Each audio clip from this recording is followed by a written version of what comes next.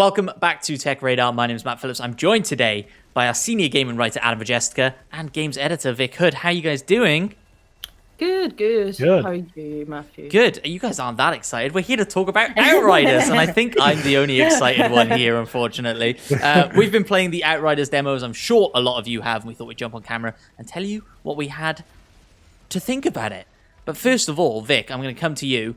What is Outriders? For those people who don't know, can you briefly give a top-level elevator pitch, if you like, for what the game is? So, Outriders is a co-op, drop-in, drop-out looter shooter from Square Enix and People Can Fly, and it's set in a kind of desolate sci-fi universe. The long story short is essentially you've moved from Earth because Earth has gone to trash. You've gone to this new planet to try and rebuild, but it's not as welcoming as you thought it was. So you're left as one of the only Outriders. Yeah, one of the things that surprised me, right, is how much lore and story they're trying to pump into the start of this game, and I think the prologue is actually quite long, right? Whereas I think a game like Destiny starts off with this epic long cutscene, and whether or not you gather what the story is from that, I don't know. But Outriders decides to do this quite long prologue playthrough. Adam, how did you feel about that section? Did the story grab you through that, or not really? To be honest, not at all. Yeah, it's been an interesting... Outriders, for me, is one of these games that we've seen before, which takes a lot of elements from other successful games. So Sure. If you enjoyed The Division, if you enjoyed Destiny, if you enjoy Gears of War, then you might enjoy slamming all of those together and playing Outriders, which is very much how it feels. I mean, yeah, the story is okay. It seems interesting enough, but yeah, what we seem to have quite an issue with the game's color palette and art direction, didn't we? Sure.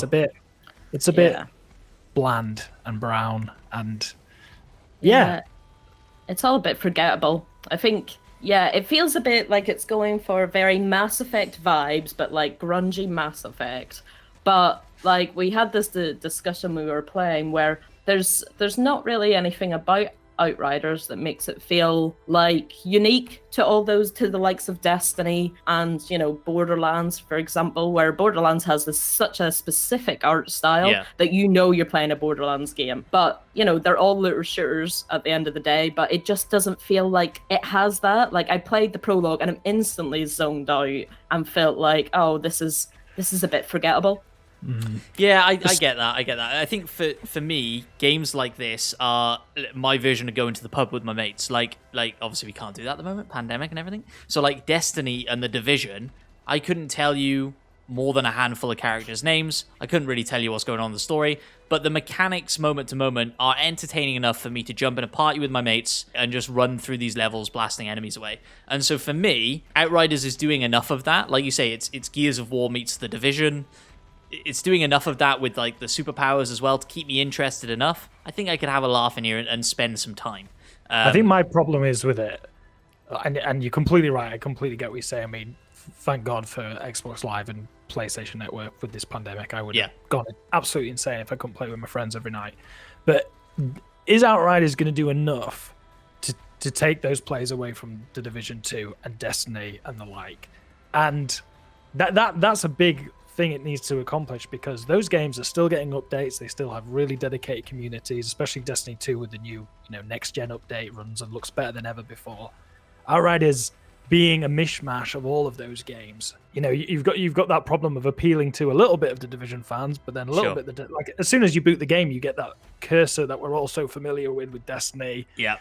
And it really did visually. I know games aren't all about graphics, but visually it really just reminds me of that horrible period in the PS3, Xbox 360 generation where every game was using Unreal Engine 3 early doors, and every character looked like a plastic, very generic looking person, and it's just a weird looking game. Like there's times where it looks quite nice when everything's going off and the explosions and the special effects, and there's other times where I'm just like, oh. And Destiny and The Division, they're good-looking games for what they do, being looter shooters. And like Vic said with Borderlands, they're really good-looking, captivating games. And if you're doing the same thing day in, day out, doing your dailies, doing your weeklies, doing your missions, the world has to be captivating, and I don't get that so far from Outriders. No, there's not really anything. That's the thing, is there's not really anything that feels captivating. The enemies aren't really like captivating. The characters are kind of stereotypical grizzled, veterans, and it does feel forgettable. And I have concerns because, like, as much as this demo was a great move for people to be like, try the game before they buy, because it's going to cost like 60 quid to buy outright, and maybe some people want a bit more. After playing that demo, would I pay £60 afterwards to play it, and then probably need my friends to all pay £60 as well so that they could play with me?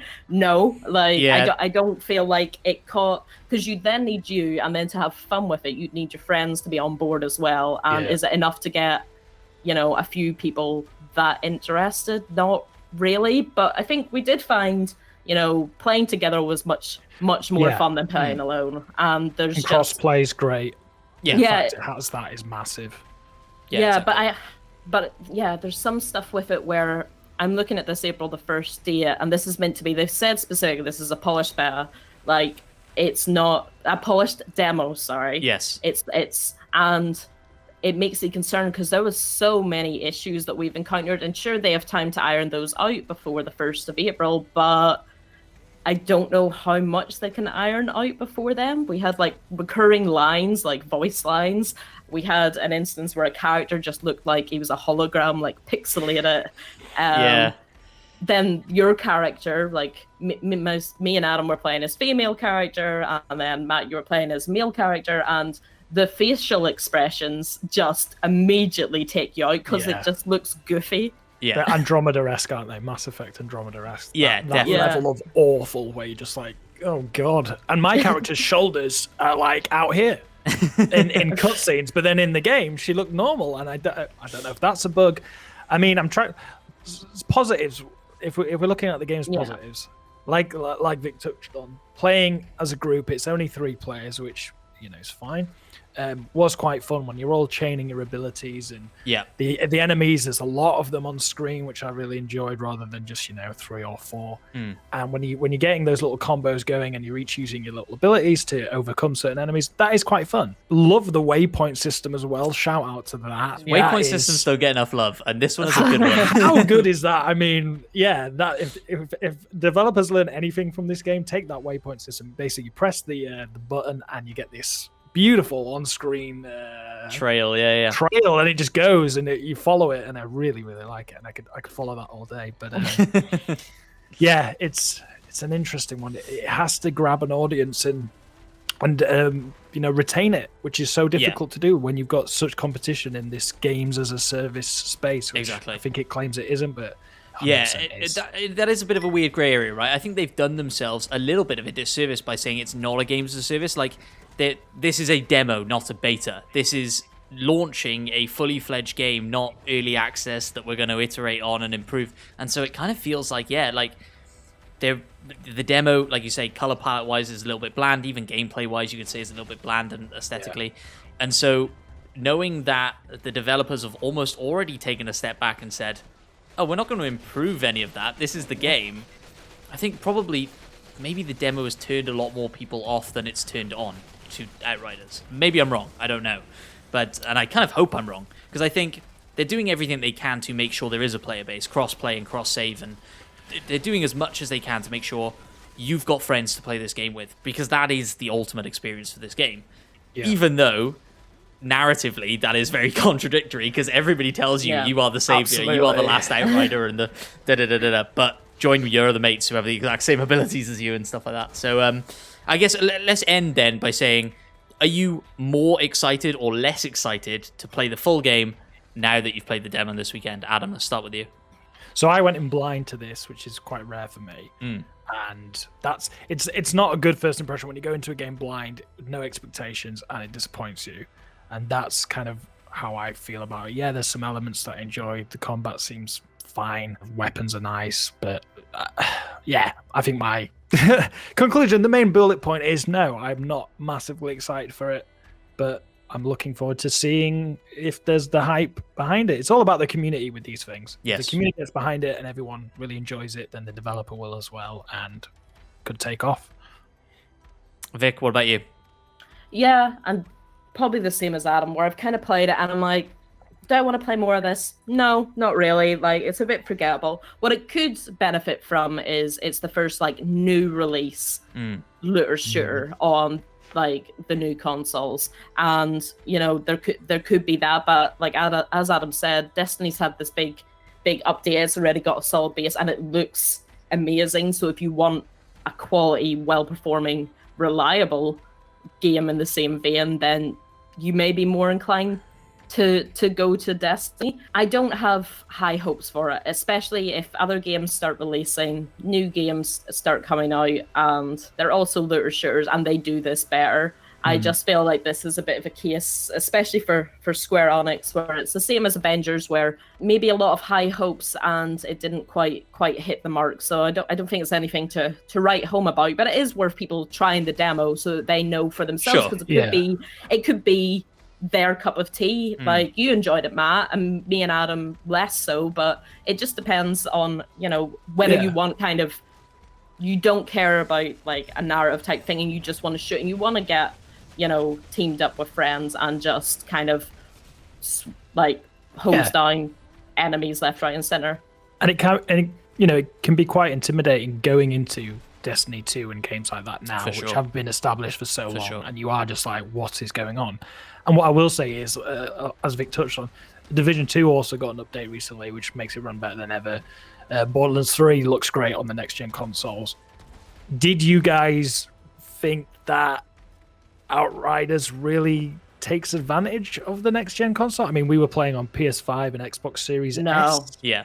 No, yeah, not at all. I don't want to zippy load times. I don't want to even imagine what it's like playing on PS4 and Xbox One, to be quite honest, because we had, and like Matt you didn't have all the same issues that me and Adam had. Yeah. We were both playing PS5, you were on Xbox Series S, but we were having like issues where I was like, "Did you see that?" And Adam would be like, "Yes," but Matt didn't get it. So yeah, a lot of those issues are in cutscenes as well, right? Like weird graphical stuff happening in cutscenes. The cutscenes have some really weird problems. They run horribly. They don't look great, and there's random cutscenes for stupid things like jumping over a gap, opening a door. It is very strange, and all the cutscenes have this really long fade to black and fade back in, and it does feel last gen, right? Like we've been promised the SSD, we've been promised these load speeds, and then you're sort of just getting into the action with your mates, and it's like, oh, I have to jump over this tiny gap, and for that I need a 2-second fade in, fade out, gap jump back in. It's a great jump, though. It's a good jump. It's a good jump, but I mean, come on. So yeah, I think, and that's kind of what worries me, right? Is like that's the sort of thing that in a year's time the developer may have iterated on and improved, but this idea that this is a fully fledged game, and I think they're covering their bases, right? Because they're saying, like, we don't want to have to put more time into this, but if there's an audience, we will. But it kind of feels like you're stepping back and abandoning that audience before it's even began, kind of. And I think so many of these games nowadays, it comes down to a little bit of luck. Like, can you grab the zeitgeist? Like, if the right Twitch streamers picked this game up and had a laugh with it, it could blow up in a way that nobody expected, I think. Whether or not that will happen, it kind of feels like luck at this point. So I'm excited to play the full game more. I wouldn't be excited to play the full game more if I knew I was playing it on my own. It's playing it with you guys, playing it with my other friends that's got me excited to play this. So we'll see how it goes. We'll definitely be reviewing it on site. I know, Adam, you're reviewing it first, so I'm sure we'll do a full video review when that time comes as well. But any final thoughts then, Vic? Like I say, are you going to jump in? If you're going to drop 60 quid on this thing, are you going to drop 60 quid on this thing, and are you going to jump back in? Well, what I would absolutely suggest for anyone, I'm not going to jump back in playing the demo, but I would suggest is definitely play the demo before you decide to buy it. I know some people are like, I don't want to spoil main game before I get the main game, but it's worth noting your progress from the demo will carry on to the like the progress from the demo will carry on to the main game, so you're not having to retread. It's just a good like starting point for you to get to grips with whether you're going to drop that amount of money. So definitely give it a try. It wasn't for me, but you know, it might be for other people. So you're better trying it yourselves, but do it with a team. Get the squad together. Absolutely. Get the squad together indeed. Let us know down in the comments below if you've been playing the demo and what you think. Are you more excited for the game or less excited for the game after playing the demo? Genuinely curious what you guys have to say. Thank you so much for watching. If you enjoyed the video, drop a like, subscribe to TechRadar on YouTube, do all that good stuff. And finally, remember to head over to techradar.com for all the latest tech news and reviews. We will see you on the next video. Bye-bye.